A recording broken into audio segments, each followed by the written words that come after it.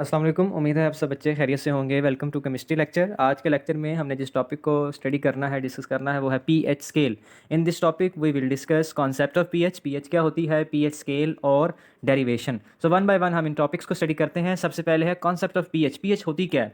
PH अगर मैं आपको बताऊं तो पीएच बेसिकली किसी भी सोल्यूशन के अंदर हाइड्रोजन आइंस की एक्टिविटी को मेजर करना, कितनी हाइड्रोजन आइंस की जो कंसंट्रेशन है किसी सब्सटेंस में या सोल्यूशन में वो कितनी है। बेसिकली इसको पीएच कहते हैं सोल्यूशन की। तो हम डिफरेंट सोल्यूशंस की या सब्सटेंसेस की पीएच को या पीओएच को भी फाइंड आउट कर लेते हैं। ये हम आगे पढ़ेंगे। एक पीएच होती है जब हम एसिड्स की बात करते हैं, या जब हम बेसिक्स की कॉन्सेप्ट बेस कॉन्सेप्ट्स की बात करते हैं, बेसिक कॉन्सेप्ट्स की बात करते हैं, बेस से रिलेटेड कॉन्सेप्ट्स की बात करते हैं, तो उसमें पीओएच के कॉन्सेप्ट को भी इन्वॉल्व करते हैं। सो बेसिकली यहाँ पे किसी भी सब्सटेंस में या सोल्यूशन में या तो हाइड्रोजन आइंस की एक्टिविटी देख रहे होते हैं हम, या ओएच आइन हाइड्रोक्सल आइन की एक्टिविटी देख रहे होते हैं। तो अभी पीएच के कॉन्सेप्ट में हम हाइड्रोजन आइन की एक्टिविटी पर बात करेंगे।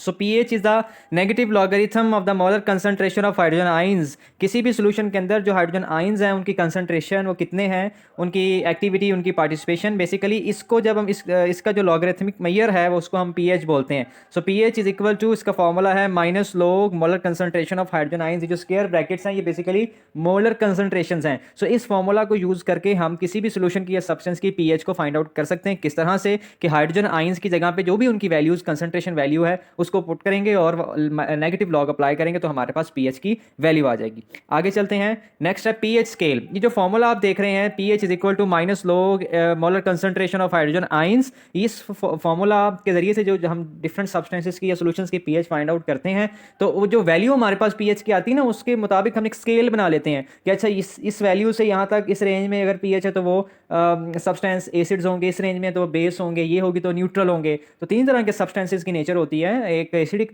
दूसरा बेसिक और तीसरा न्यूट्रल। ना एसिडिक होते हैं ना बेसिक होते हैं। सो इन वैल्यूज को जब हम प्लॉट करते हैं या स्केल बनाते हैं तो that is called pH scale. With reference to this equation, ये जो पीएच वाली इक्वेशन है, scale develops according to molar concentration of H ions, that is called pH scale. It ranges from 0 to 14. According to this scale, pH of water is calculated as, इस scale के मुताबिक हम pH water की pH कैसे calculate करेंगे कि इस formula में H आयन की जो कंसंट्रेशन है वाटर की, वाटर के अंदर, उसको यहाँ पुट करेंगे, उसमें नेगेटिव लॉगरिथम अप्लाई करेंगे। अभी हम आगे जब डेरिवेशन पढ़ेंगे तो मैं इसके बारे में आपको एक्सप्लेन करके बताऊंगा। अब ये देखें, ये जो स्केल आपको नज़र आ रहा है ये है पीएच स्केल, जो सबसे ऊपर वाला स्केल है जिसमें आपको वैल्यूज़ 0 से 14 तक नज़र आ रही हैं, 0 से 14 तक। तो इसमें आपने इसको अच्छे से समझना है। ये पीएच स्केल होता है बेसिकली। तो इसमें क्या है, ये आप देख सकते हैं कि ऊपर इसमें ये पीएच है और नीचे पीओएच है। तो ये 0 से 14 तक का स्केल पीएच स्केल है और 14 से 0 पीओएच है। इसमें जो 7 पीएच है ये न्यूट्रल होती है।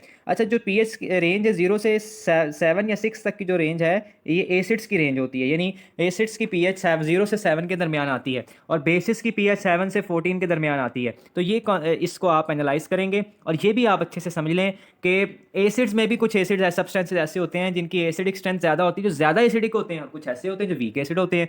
बेसिस में भी ऐसे बेसिस होती हैं जो स्ट्रॉन्ग बेसिस होती हैं और ऐसी बेसिस भी होती हैं जो वीक बेसिस होती हैं। तो इस ये जो हम कहते हैं कि फलां एसिड स्ट्रॉन्ग एसिड है, फलां वीक एसिड है, फलां स्ट्रॉन्ग बेस है, फलां वीक बेस है, किस बेस पे कहते हैं? पीएच वैल्यू की बेस पे कहते हैं, इस पीएच स्केल की बेस पे कहते हैं। तो पहली चीज़ तो ये है कि अगर आपकी किसी भी सब्सटेंस की पीएच वैल्यू 0 से 7 के दरमियान एग्जिस्ट करती है, लाई करती है, तो दैट्स मीन वो सब्सटेंस एसिड है। अब दूसरी चीज़ है वो स्ट्रॉन्ग एसिड है, वीक है। तो आप देखेंगे अगर उसकी वैल्यू 0 के करीब करीब है तो दैट्स मीन वो स्ट्रॉन्ग एसिड है, और जैसे ही उसकी वैल्यू 7 के करीब करीब होगी, मतलब 6 वैल्यू है, तो वो वीक एसिड होगा। अगर 1 है किसी एसिड की पीएच, तो सब्सटेंस की पीएच, तो वो बहुत स्ट्रॉन्ग एसिड है।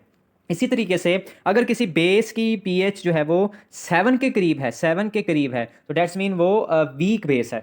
इसी तरीके से अगर उसकी पीएच 14 के करीब आगे जाती है तो वो स्ट्रॉन्ग बेस होता है। तो ये आपको मालूम होना चाहिए। इसके साथ ही ये जो नीचे डायग्राम है इसको भी आप देख लीजिए, मोर बेसिक, मोर एसिडिक और दरमियान में न्यूट्रल है। तो मैंने आपको यही बताया कि एसिडिक यानी 0 की तरफ आएंगे तो आप एसिडिक ज़्यादा स्ट्रेंथ हो जाएगी एसिड की, और अगर आप 14 की तरफ मूव करेंगे तो बेसिक स्ट्रेंथ बढ़ती चली जाएगी। तो this is about pH scale. PH का जो चार्ट है इसको आप कैसे एनालाइज करते हैं। अब हम बढ़ते हैं डेरिवेशन की तरफ। डेरिवेशन, ये जो अभी मैंने आपको फॉर्मूला बताया है कि pH is equal to minus log molar concentration of hydrogen ions, ये फॉर्मूला कैसे हमें मिला, कहाँ से मिला, कैसे हमने इसको डेराइव किया। सो दिस इज अबाउट डेरिवेशन के, इस डेरिवेशन के जरिए से हमने ये फॉर्मूला डेराइव किया है। सो कंसंट्रेशन ऑफ हाइड्रोजन आइंस, हम वाटर को लेते हैं, वाटर को स्टडी करते हैं।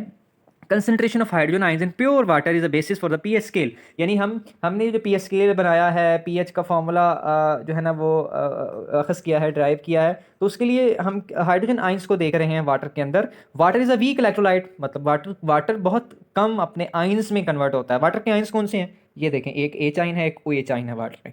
तो वाटर वीक इलेक्ट्रोलाइट है, बहुत कम आयनाइज होता है, because it ionise very slightly into ions in a process called auto ionisation. और सेल्फ आयनाइजेशन ऑफ वाटर जो है ना वो बहुत स्लो होती है। सेल्फ आयनाइजेशन का मतलब है कि वाटर खुद ब खुद अपनी आयंस में कन्वर्ट हो जाए, ये बहुत स्लो होती है। तो ये रिएक्शन है सेल्फ आयनाइजेशन का। तो इक्विलिब्रियम एक्सप्रेशन आप लिखेंगे, जो आपने फर्स्ट चैप्टर में कॉन्सेप्ट पढ़ा था कि equilibrium expression K C is equal to product of molar concentration of reactants और प्रोडक्ट ऑफ कंसनट्रेशन ऑफ ऊपर सॉरी प्रोडक्ट्स हैं, product of molar concentration of products और product of molar concentration of reactants. तो reactant चूँकि हमारे पास एक ही है तो वो एक ही लिखेंगे। ऊपर जो है वो हम लिख लेंगे products H plus and OH minus, और नीचे जो है वो रिएक्टेंट्स आ जाएंगे। As a concentration of water is almost constant रहती है, ये अबव इक्वेशन में भी रिटर्न एज। अब देखिए कि ये ओवर में जो वाटर है ये इक्वेशन की इस साइड पे मल्टीप्लाई हो जाएगा, Kc into H2 is equal to H ion into OH ion molar concentrations के साथ।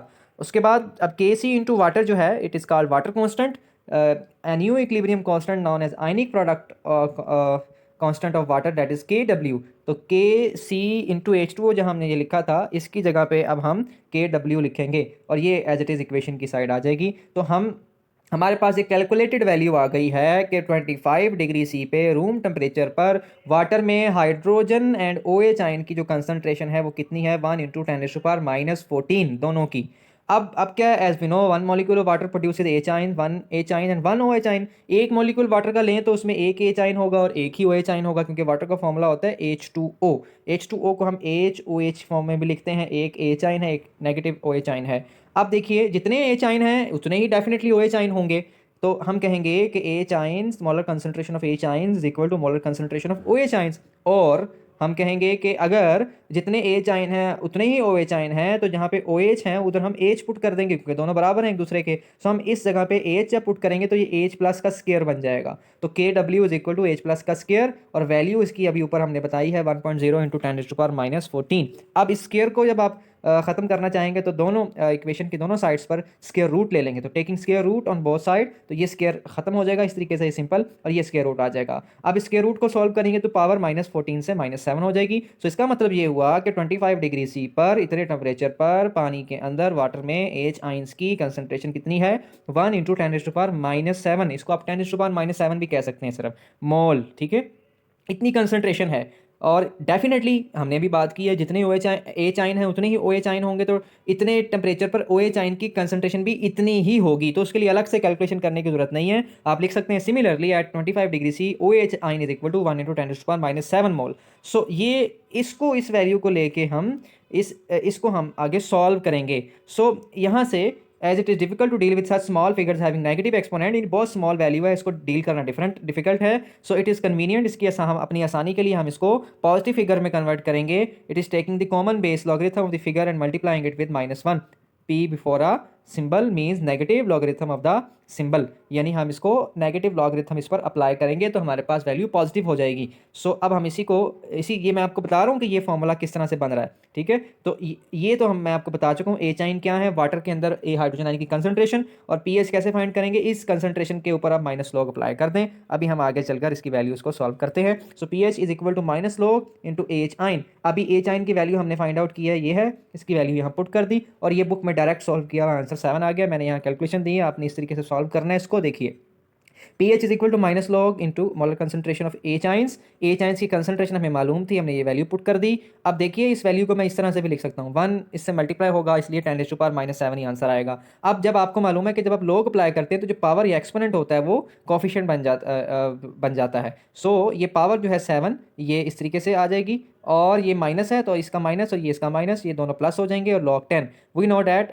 log 10 is equal to 1। तो ये देखिए pH इज इक्वल टू 7, ये 7 किस तरह से, minus minus plus 7 log 10 is equal to 1। So by putting 1 we will get answer 7। So this is about pH is equal to 7। तो pH की value हमारे पास क्या है, 7 आई है। सिमिलरली इसी तरीके पे मैं आपको बता चुका हूँ कि जितनी हाइड्रोजन आयंस हैं वाटर में उतने ही OH आयन है, जितनी हाइड्रोजन आयन की कंसंट्रेशन फाइंड आउट की है उतनी ही OH आयन की होगी। डेफिनेटली 1 × 10⁻⁷ या 10⁻⁷ वो हम पुट करेंगे। उसके लिए फॉर्मूला क्या होगा, सिमिलरली POH। अब हम OH आयन की कंसंट्रेशन मालूम करना चाह रहे हैं ना, तो उसके लिए हम POH यूज करेंगे और माइनस लॉगरिथम अप्लाई करेंगे OH आयन के ऊपर कंसंट्रेशन उसकी, तो उसकी कंसंट्रेशन भी चूंकि सेम है उसके लिए भी आप यही फॉर्मूला कर सकते हैं अप्लाई, यही डेरिवेशन करेंगे और आपके पास उसका आंसर भी 7 ही आएगा। सो अब दोनों को जब प्लस कर देंगे PAH प्लस POH, तो आंसर विल बी 7 + 7 = 14। तो ये वो 14 है जिसके जिसके उसको फॉलो करके हमने स्केल ड्रा किया 0 से 14 तक का, जो आपको मैंने शुरू में दिखाया था कि 0 से 14 तक का पीएच स्केल है। 0 से 7 तक की पीएच रेंज जो है वो एसिडिक